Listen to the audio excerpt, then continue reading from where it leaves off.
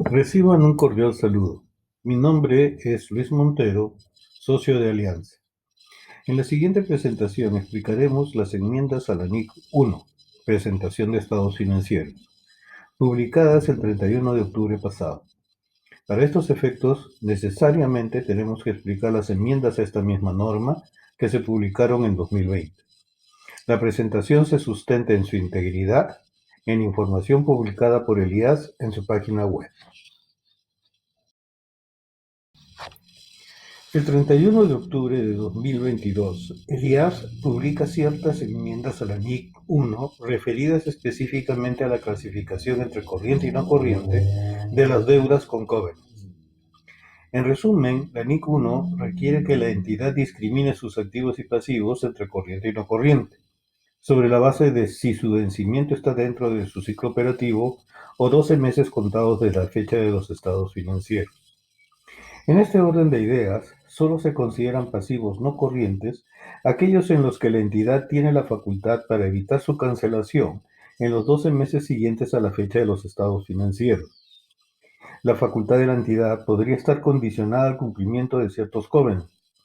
En estos casos, la entidad podría tener que reembolsar la deuda dentro de los 12 meses contados desde la fecha de los estados financieros si ésta no cumple con los covenants en tal periodo de 12 meses.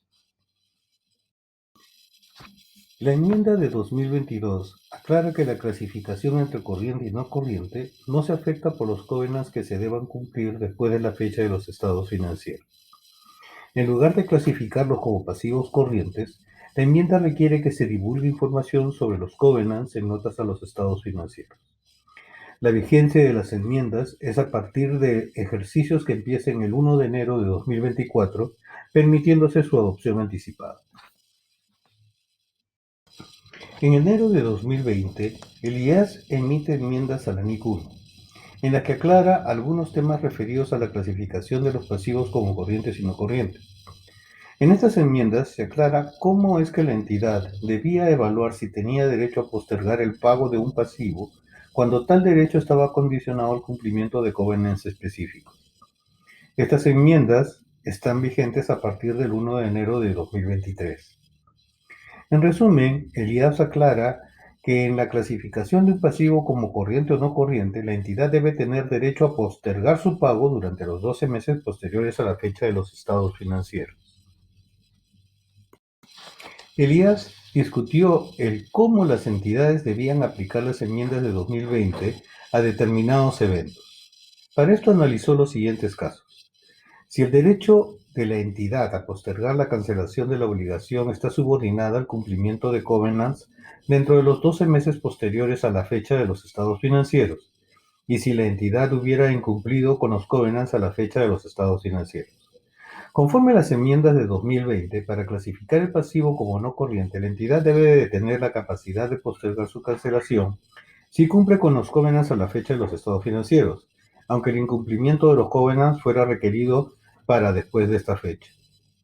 En este orden de ideas, las enmiendas de 2020 requerían que la entidad clasifique como pasivo corriente sus obligaciones incluso cuando la fecha de los estados financieros no tuviera una obligación contractual de pagar la deuda dentro de los 12 meses posteriores a esa fecha.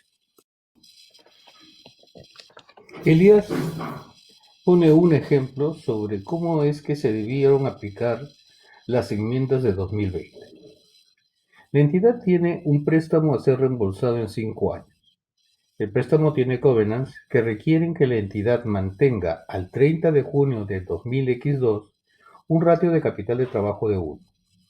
El préstamo es reembolsable a la vista si el ratio de capital de trabajo es inferior a 1. La fecha de los estados financieros de la entidad es el 31 de diciembre de 2000X1. A esa fecha el ratio de capital de trabajo es de 0.9.